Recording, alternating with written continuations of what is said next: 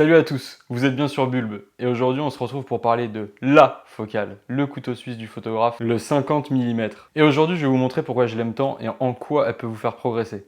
Alors généralement les 50 mm c'est des objectifs qui sont petits, légers, avec des constructions plastiques et une super qualité optique. Leur construction est simple, leur formule optique est simple et ça en fait des objectifs qui sont généralement peu chers.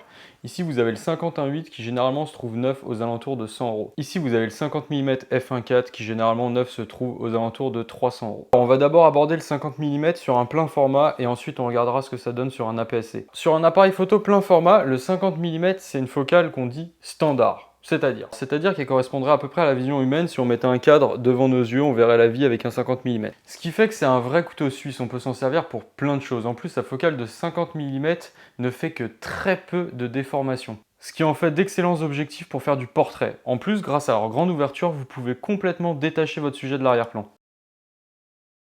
Une focale excellente pour faire de la photo de rue, comme vous pouvez voir juste là avec un supporter de Marseille qui sort d'une boutique PSG. Si vous le montez sur un appareil APS-C, le 50 mm perd un peu de sa polyvalence. Par contre, ça en fait un objectif excellent pour faire du portrait, regardez. Il se transforme ainsi en mini téléobjectif et si vous voulez faire de la photo avec des sujets qui sont assez loin, comme par exemple dans des parcs ou dans la rue, mais espacés, que vous voulez garder vos distances, c'est aussi une focale qui fait très bien l'affaire. Mais dans ce cas-là, moi si j'ai pas besoin d'un mini téléobjectif et que je veux garder l'équivalent d'un 50 sur mon APS-C, comment je fais? Eh ben c'est super simple. Vous avez juste à monter un 35 mm sur votre appareil photo et ça vous donnera le même champ de vision qu'un 50 mm sur du plein format. En gros, parce que là ça devient compliqué, vous montez un 35 mm sur un appareil photo APS-C, vous aurez exactement le même champ de vision qu'avec un 50 mm sur un plein format. Et là, ça y est, c'est reparti pour de la polyvalence. On peut faire de la photo de rue, mais aussi grâce à leur grande ouverture, par exemple de la photo en basse lumière.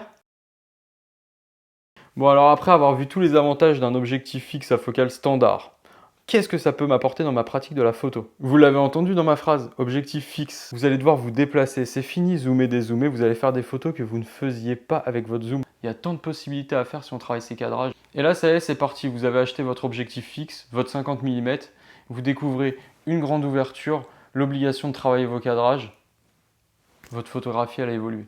Alors bien sûr, on peut faire des photos magnifiques avec un zoom, je suis d'accord. Mais quand on est débutant, en s'imposant des contraintes, on doit les surmonter. Et du coup, on progresse. On fait des efforts, on progresse. Allez, moi je vous dis à la prochaine. N'hésitez pas dans les commentaires à me dire vous, quel est votre objectif préféré, votre focale de prédilection et pourquoi. Surtout pourquoi. Et abonnez-vous si vous voulez continuer à apprendre des choses.